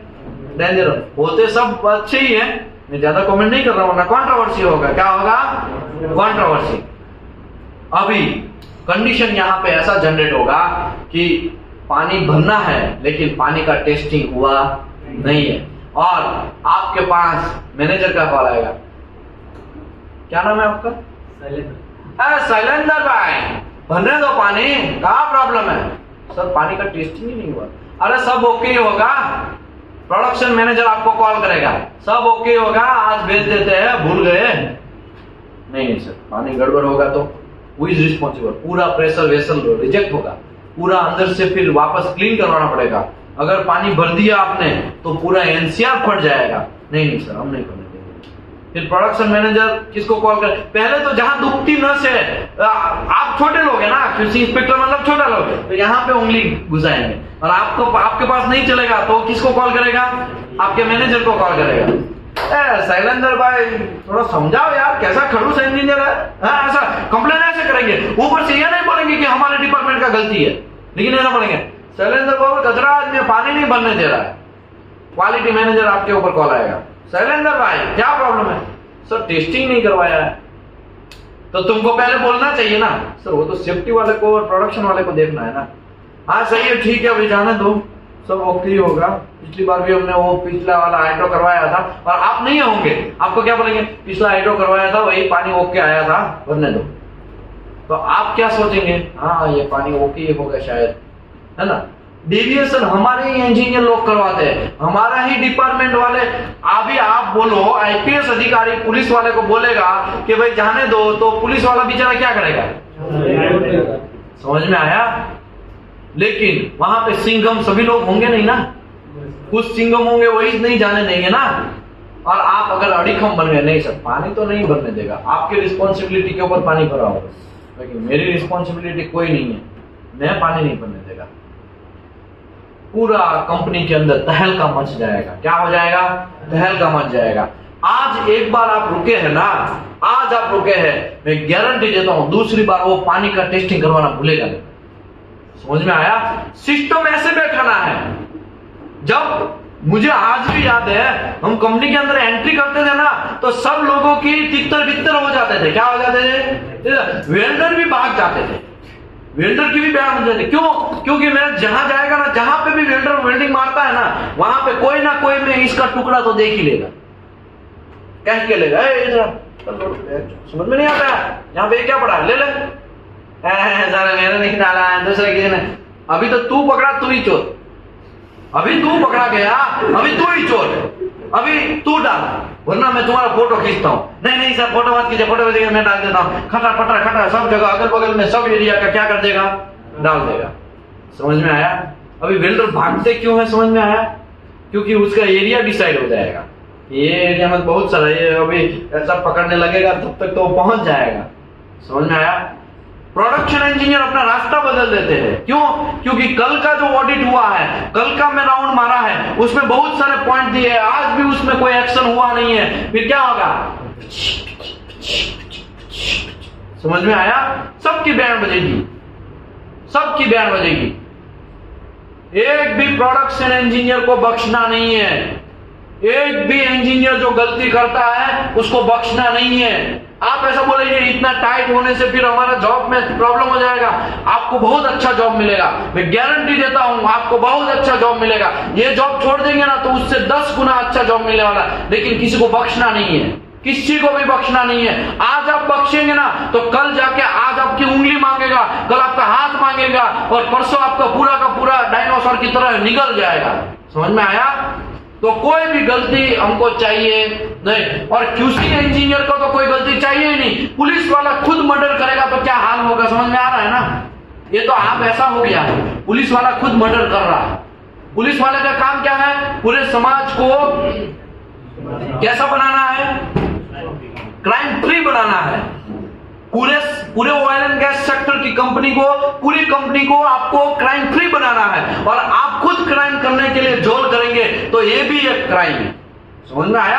आप किसी को सपोर्ट करेंगे वो भी क्राइम है। इसके लिए किसी को बख्शना नहीं है, किसी को बख्शना नहीं है। आज एक बार बख्शेंगे ना तो कल जाके आपकी उंगली मांगेगा, परसों आपको खुद निकल जाएगा और तीसरे दिन तो आपके बगल वाले को भी निकल जाएगा, चौथे दिन तो क्वालिटी मैनेजर को भी निकल जाएगा। किसी का चलेगा नहीं। फिर दबाव जो है ना वो रहेगा नहीं। छाती ठोक के काम करो, जिधर भी आप जाओ दिल से और छाती ठोक के। नहीं ये नॉट गलत है मतलब खलास गलत है। तुम कितना भी ऊपर नीचे हो हम इसको बख्शेंगे नहीं, ये छोड़ा नहीं जाएगा और तुमको तो एनसीआर खाना ही पड़ेगा। ओके, अभी आप बोलेंगे यार एनसीआर से क्या फर्क पड़ता है? 5, 10, 15, 20 एनसीआर पड़ जाएगा तो क्या फर्क पड़ने वाला है? आपको पता नहीं है फर्क नहीं पड़ने वाला क्योंकि आपको एनसीआर का सिस्टम पता नहीं है। एक कॉन्ट्रैक्टर है, कॉन्ट्रैक्टर का नाम मैं नहीं दे रहा हूं वरना बेचारे को गलत लग जाएगा। कॉन्ट्रैक्टर को 1 महीने के अंदर, कितने महीने के अंदर? 1 महीने के अंदर मैंने 10 एनसीआर मारा। दूसरा महीना स्टार्ट हुआ उसमें भी मैंने 8 एनसीआर मारा और तीसरे मंथ के अंदर वो कॉन्ट्रैक्टर बैन हो गया, वो कॉन्ट्रैक्टर को निकाल दिया गया। समझ में आया? एनसीआर का पावर। आपको ऐसा लगेगा कि कौन देखने वाला, ऐसा नहीं होता है भाई। ऑडिट होता है, ऑडिट में सब देखा जाता है किसने कितना एनसीआर बनाया। नीतीश कुमार का करीबन 12 एनसीआर है और ये भाई साहब मुत्तु स्वामी का खाली 2 ही एनसीआर है और किसी का तो कुछ एनसीआर ही नहीं है। तो जिसका एनसीआर नहीं है ना उसको ऑडिट में बुलाया जाएगा, इधर कंपनी में इतने सारे डेविएशन हो रहे हैं। नीतीश कुमार ने 12 एनसीआर जनरेट किया, इसने 2 किया, तुमने कहा 1 भी नहीं किया। तुमको सब 0-0 लग रहा है कंपनी। समझ में आया? और ठुकाई किसकी होगी? 0 वाले की। समझ में आया? अगर कंपनी अच्छा है तो, कंपनी अच्छा है तो, वरना ठुकाई किसकी होगी? 12 वाले की। 12 वाले की क्यों होगी? तुम्ही को सब गलत दिख रहा है, पूरे समाज को सुधारने निकला है तो, पूरे वायलेंट पूरी इंडस्ट्री को, पूरी कंपनी को सुधारने निकला है तो, मेरे भाई को मारा तो, ऐसा करके बराबर पिचकाएंगे उसको। तो इसके लिए कभी किसी को बख्शना नहीं है भैया, ये फंडा याद रखो।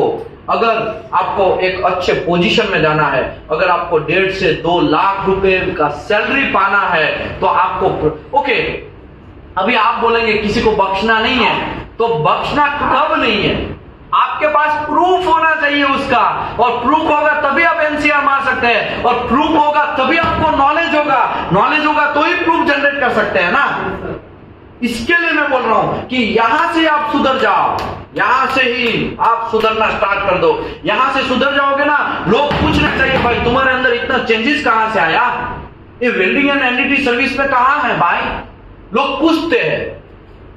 और इतने सारे लोगों को हमने किसी को कॉल किया था क्या? सामने से किसी को भी कॉल किया था, फिर भी इतने सारे लोग यहां इकट्ठे हुए। क्यों भाई? क्यों? यहां सिखाने का है, पकड़ के उसको दबाना है, चावल खाने का मना करना है, लंच में तुमको खाना नहीं खाना है, ऐसा है तो बटन फिट रखना है, प्रोफेशनलिटी रखना है, बाल बड़े हैं तो कटवा देना है। कितने लोगों ने यहां पे आके भी बाल कटवाए थे?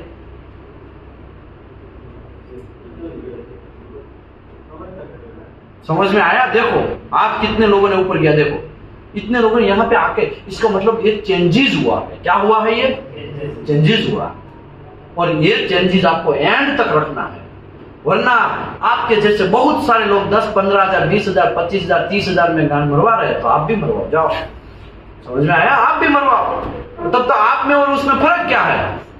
आप में और उसमें फर्क क्या है? वो भी 35,000 कमा रहा है, आप भी 35,000 कमा रहे हैं, लाइफ टाइम के लिए कमाते रहो 35,000। आप एक खुद का गाड़ी भी नहीं खरीद सकते 35,000 में, खुद का गाड़ी भी आप नहीं खरीद सकते। मैं लिख के देता हूं, 35,000 सैलरी में आप अपना खुद का गाड़ी नहीं खरीद सकते।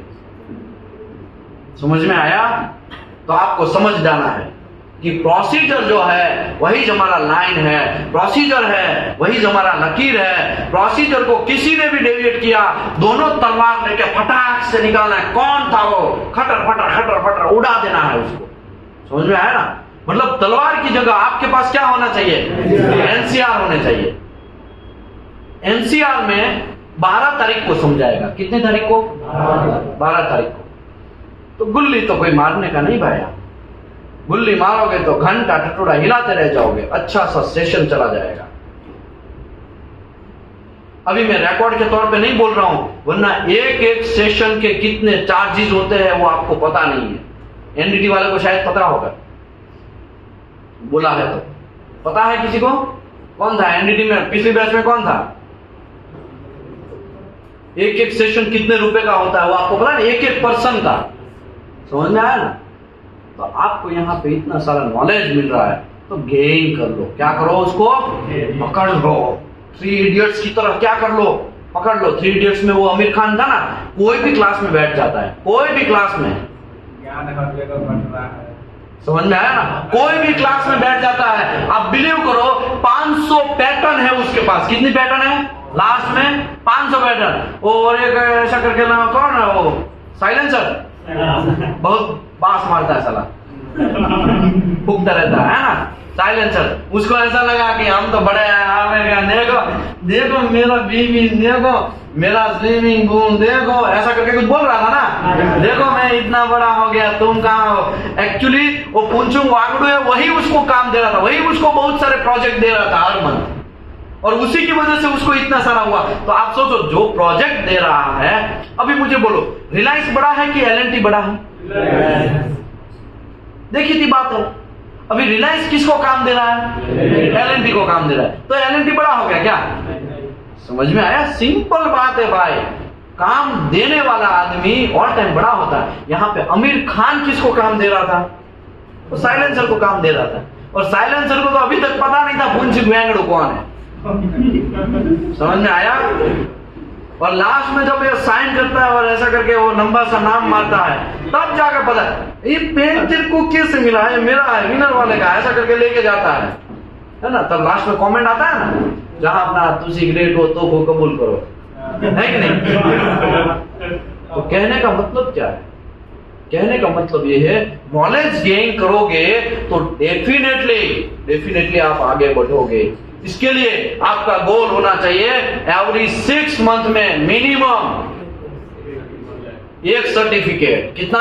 एक सर्टिफिकेट। एवरी 6 मंथ में मिनिमम एक सर्टिफिकेट। रिजवान खान हमारा एनडीटी का पहला बैच, सबसे पहला बैच रिजवान खान, 2 लड़के, ओनली 2 लड़के। हमने स्टार्टअप किया था, मैंने बुक बराबर पब्लिश कर दिया, बुक को बना दिया, बुक को मैंने करवा दिया, जब जो भी है कानूनी कार्यवाही भी उसके ऊपर करवा दिया ताकि कोई कॉपी कर ना सके, है ना, ट्रेडमार्क वगैरह करवा दिया बुक का। और हमने पहला बैच स्टार्ट किया, 2 लड़के आए, रिजवान खान और उसी का सगा भाई, दोनों भाई, एक बड़ा और एक छोटा, एक इंजीनियरिंग पास आउट, एक बीए पास आउट। कैसा? बीए पास। अभी बीए पास लड़का यहां पे मैं सेशन कर रहा हूं और उसको समझाया एपीआई 936 के बारे में। किसके बारे में समझाया? एपीआई 936 के बारे में समझाया गया। उसने 3 महीने तक API 936 किया। यहां से पढ़ने के बाद घर पे पहले पढ़ा और कोर्स किया उसने API 936। कोर्स करने के बाद उसको हमने यहाँ पे जॉब पे लगवाया, BA पास, 4000 रुपया पर डे का उसको जॉब लगवाया। उसके बाद उसको नाइजीरिया गया, नाइजीरिया में काम करके आया। अभी वो सऊदी अरबिया है, उसका सैलरी 1.5 लाख रुपए से प्लस है। BA पास। कैसा पास? BA पास। कैसा पास? BA पास। कैसा पास? BA पास। BA पास। BA पास लड़के 2 साल के अंदर अगर 1.5 लाख रुपया निकाल सकते हैं तो आपको तो डूब के मरना चाहिए। आप तो डिप्लोमा एंड डिग्री वाले हैं। क्या है? डिप्लोमा एंड डिग्री वाले हैं। समझ में आ रहा है बात? मेरी समझ में आ रहा है? आपको क्या करना चाहिए? ओके, कुछ लोग मेरे पास आए, सर QC का कोर्स करना चाहिए कि शटडाउन आपने दिया है वो शटडाउन करना चाहिए। तो आपको अभी समझ में आया क्या करना चाहिए? क्या करना चाहिए आपको? सर मेरे को शटडाउन करना चाहिए कि C-swift करना चाहिए? तो आपको क्या करना चाहिए? पढ़ाई। क्या करना चाहिए? ऑल टाइम पढ़ाई करना चाहिए। पैसा तो यूं आएगा, यूं पैसा आना ही है और उसको आना ही पड़ेगा। समझ में? नॉलेज होगा तो यार, आज का जमाना पहले जैसा नहीं है। मजदूरी करते रहो, दिन भर ऐसे ऐसे खापते रहो खेत के अंदर और 300 रुपया भी ना मिले। पहले जैसा नहीं है। वरना एक जगह मैं भी हूं, 10 रुपए में मैंने दहाड़ी किया है। किसने किया है इसमें? 10 रुपए में, 10 रुपए में दहाड़ी किया है। 9वीं क्लास खत्म हो गया है, उसका रिजल्ट आया है, उसके बाद मैंने दहाड़ी छोड़ा है। 9वीं क्लास तक मैंने दहाड़ी किया है खेत के अंदर। 10 रुपए से बढ़ के 150 रुपीज, 150 रुपीज तक मैं दहाड़ी में गया। पता चला अभी 10वीं क्लास स्टार्ट हुआ, अभी उसमें सीरियस होना है और घर से भी मैंने बोल दिया अभी हम नहीं करेंगे, अभी हमको पढ़ना है। क्योंकि पता चल गया कहां कितना छिलवाना पड़ता है, सब पता चल गया। अभी छिलवाना है सब पता चल गया। अभी वहां जाने का नहीं, घर से बोल दिया गया। घर से थोड़ा जमीन भी एक्स्ट्रा रखा हुआ था, उसको कम कर दिया गया। किसी का क्या होता है पता है? जमीन किसी का रख के फिर उसके अंदर पानी वगैरह बो के सब चीज करके वो किया जाता, पता है ना? तो हमने वो जमीन भी क्या कर दिया है? कम कर दिया। क्योंकि अभी तो हम नहीं है, दूसरे भी 1-2 लोग शायद टूटे होंगे और एक आदमी, फिर 3-4 लोग है, वो कितना कर पाएंगे? 5 लोग होंगे तो ज्यादा काम करेंगे, 3 लोग होंगे तो कम काम करेंगे ना। तो इसके हिसाब से जमीन भी कम रखा, हमने पढ़ाई स्टार्ट किया। समझ में आया ना? तो कहने का मतलब है 150 रुपए अगर दहाड़ी मिलता है, 10 रुपए दहाड़ी से स्टार्टअप किया है, हमें वहां से ही समझ में आ गया इसमें सब कुछ है ही नहीं। सब चीज किसका खेल है? दिमाग का खेल है। मजदूरी करने से 150 रुपए से ज्यादा नहीं मिलने वाला है, कितना भी आप मजदूरी कर लो। 5 साल मैंने इंडस्ट्री में काम किया। कितने साल? कंटिन्यूअस 5 साल इंडस्ट्री में काम किया। घर पे जाके मैं गिन रहा हूं 5 साल फिनिश होने के बाद। बहुत खुश हूं मैं इस दिमाग का, मेरा 5 साल आज फिनिश हो गया है, मेरा 5 साल फिनिश हो गया। घर पे जाके देख रहा हूं 35,000 रुपया घर में नहीं है। कितना रुपया नहीं है? 35,000 रुपया। तभी से हमने ठान लिया ये तो गड़बड़ी हो गया भाई, अभी तो कुछ ना कुछ करना पड़ेगा। C-swift चालू जॉब पे C-swift किया। मैं बोला ना थर्मेक्स में था, ऊपर 50 मीटर हाइट का एक प्रोजेक्ट था, वहां पे ऊपर चढ़ जाने का और वहां पे पढ़ने का ताकि कोई आए भी ना। समझ में आया ना? एक अलग मैटर है। वहां से C-swift किया, C-swift पास होने के बाद सीधा सऊदी चले गए और बहुत सारा पैसा कमाया, बहुत सारा पैसा कमाया। जो 5 साल में मैंने 35,000 बचाया, वो 1 महीने के अंदर मैंने पूरा पैसा निकाल दिया। 1 महीने के अंदर C-swift का पूरा पैसा निकाल दिया और 5 साल में जितना कमाया उतना मैं 3 से 4 महीने के अंदर निकाल दिया पैसा। समझ में आया? कहने का मतलब ये है, यहाँ पे मरवाने से ज्यादा C-swift या बिगेस्ट के कोर्स करो, API के कोर्स करो और वहां पे भाग जाओ भाई। गल्फ की वाट पकड़ लो, गल्फ का रास्ता पकड़ लो, वरना टटूडा हिलाते रह जाओगे। ऐसा भी होगा कि आप बुढ़े हो जाओगे और शादी भी नहीं होगी। शादी इसके लिए नहीं होगी क्योंकि आपके पास पैसा नहीं होगा। समझ में आया? इसमें इंजीनियरिंग पास आउट जस्ट हुए हैं और डिप्लोमा पास आउट जस्ट हुए, ऐसे कितने लोग हैं? कहां से इंजीनियरिंग किया? भोपाल। आपने सर? आपने? ग्रेटर नोएडा। आपने? भोपाल। कहाँ है भोपाल? भोपाल मतलब कहाँ आता है? मध्य प्रदेश। कुछ लोग कंट्रोवर्सी करेंगे, भोपाल भी पता नहीं है वैसा रहेगा, तो लोडो हमको कुछ ऐसा कुछ पता नहीं, हम तो स्टूडेंट है, समझ में आया? हम स्टूडेंट है, हमको ये सब पता नहीं है, ठीक है, गुड। तो ये लोग लक्की लोग है, क्या है? लक्की लोग है। इन लोगों को अभी से गाइडेंस मिल गया। ये 5-6 लोग जो है, मुझे पता नहीं कितने हाथ ऊपर किए, इतने ही लोगों ने हाथ ऊपर किए थे। ये लोग लक्की लोग है कि उसको डायरेक्ट गाइडेंस मिल गया। क्या मिल गया? Direct face to face guidance. हमको कोई गाइडेंस देने वाला नहीं है, हमको कोई गाइडेंस देने वाला नहीं है। सबसे बड़ा कोर्स कौन सा है? साइंस होता है, साइंस, ठीक है। साइंस में भी 2 पार्ट पढ़ रहा है, एक ए ग्रुप है, एक बी ग्रुप। उसमें सबसे बड़ा कोर्स कौन सा है? ए ग्रुप है। हम ए ले लिए, ए लेने के बाद परसेंटेज भी अच्छे आ गए। हमें ये भी पता नहीं है कौन सा फील्ड होता है, इंजीनियरिंग में क्या होता है। हमारे जीजा को पूछा, जीजा जी सबसे बड़ा किस में होता है? मैकेनिकल, ठीक है, हम मैकेनिकल ले लिए। जब मैकेनिकल होने के बाहर आए तो महामंदी क्या है? महामंदी है। 2008-10 का मंदी पता है ना आपको? डेंजरस मंदी। कोई हमको भाव नहीं पूछ रहा। 3000 रुपए में भी सर सैलरी में जॉब कर लेंगे, कोई है क्या? फ्रेशर लोग नहीं, हमको मना कर रहे। मैं एक रियल कहानी बोलता हूँ।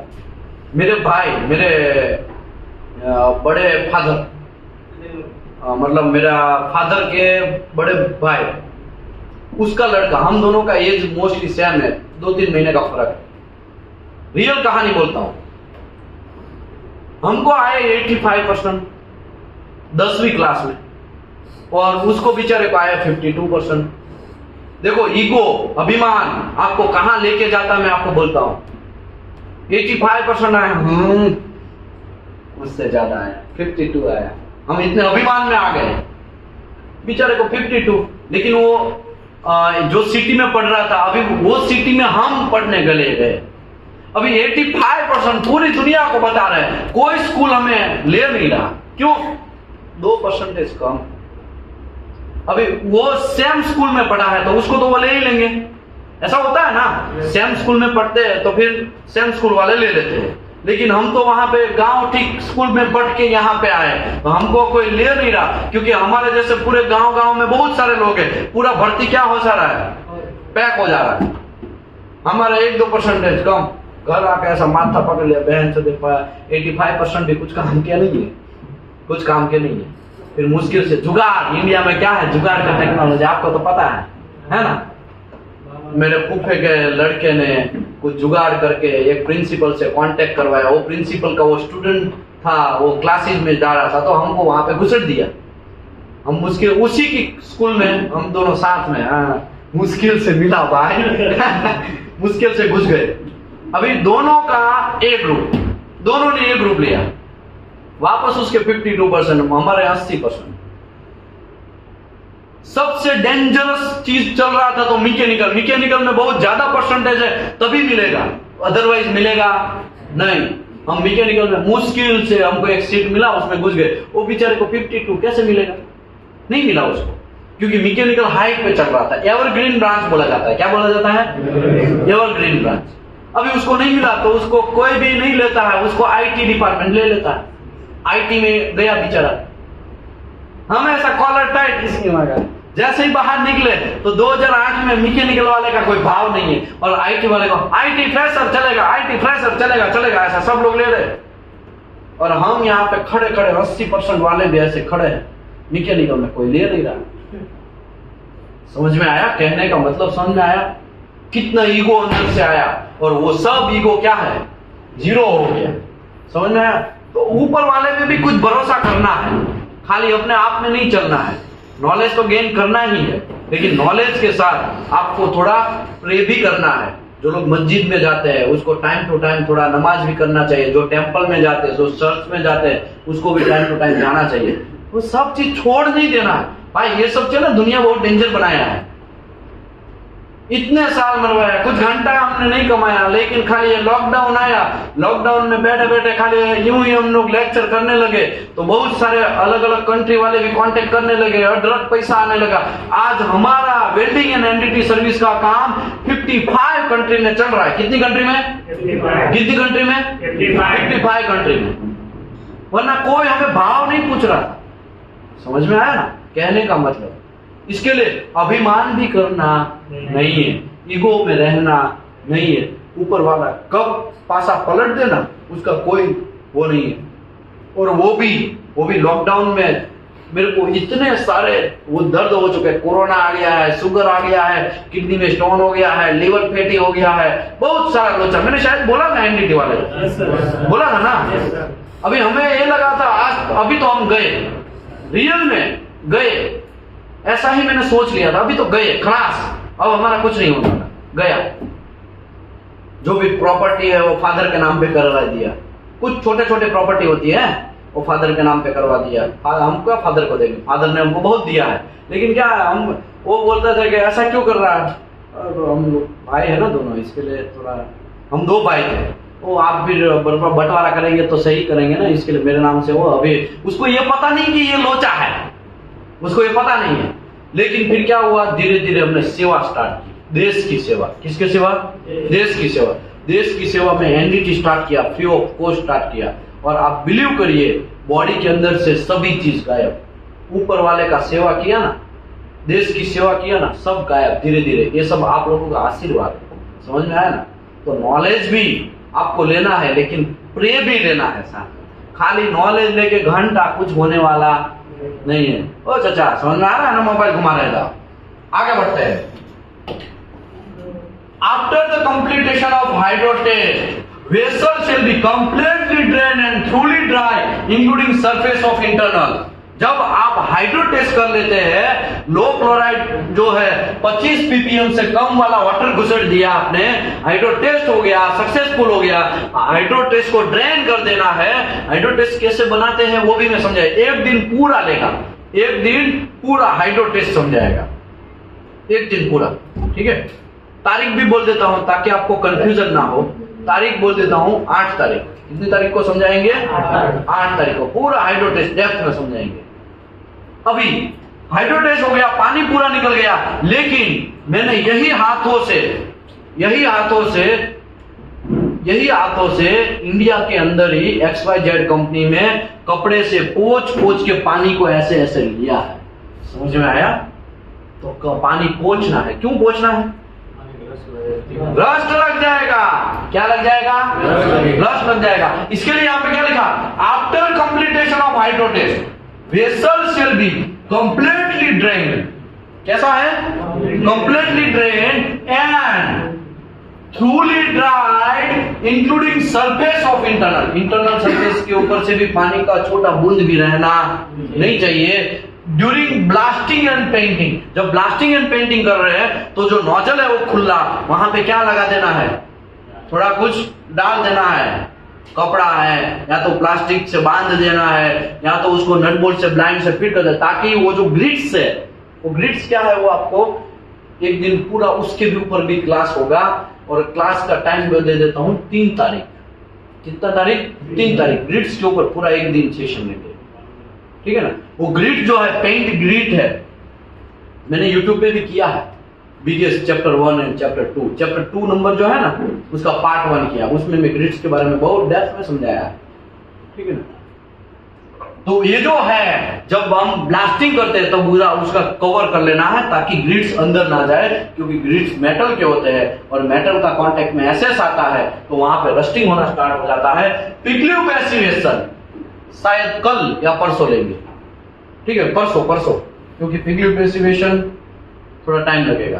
पिग्लिव पैसिवेशन मतलब समझ लो आपने पूरा का पूरा स्टेनलेस स्टील में अच्छा काम किया, उसको हैंडलिंग बराबर किया है, पर्जिंग बराबर किया है, सब चीज आप ऊपर चले भी नहीं है, सब चीज बराबर किया, लेकिन फिर भी डस्ट की वजह से भी थोड़ा बहुत रस्टिंग होगा कि नहीं होगा?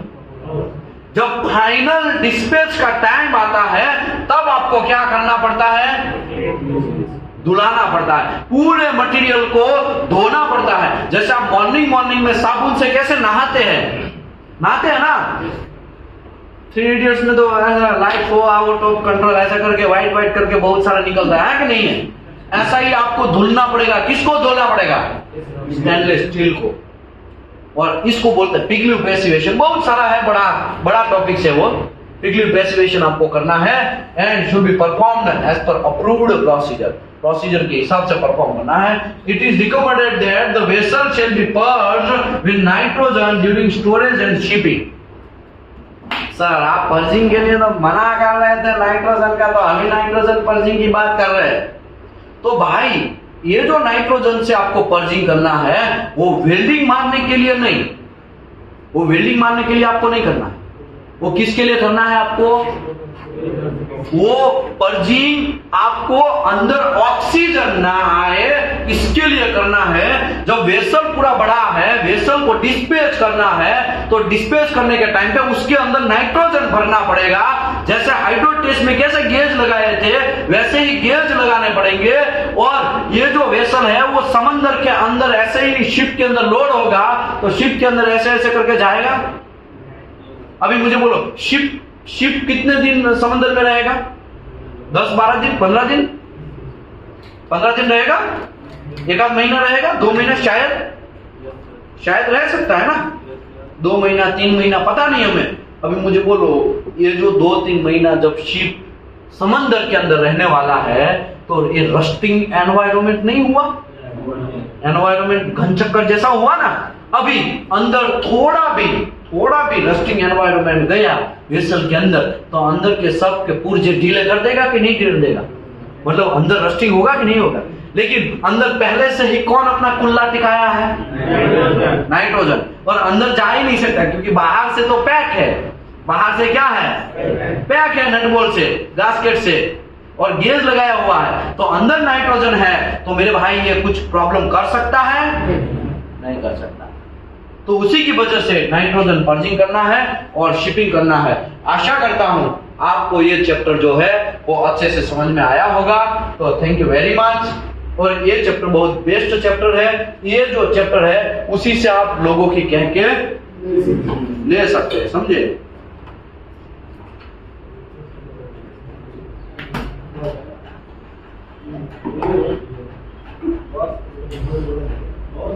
किसी को कोई क्वेश्चन है?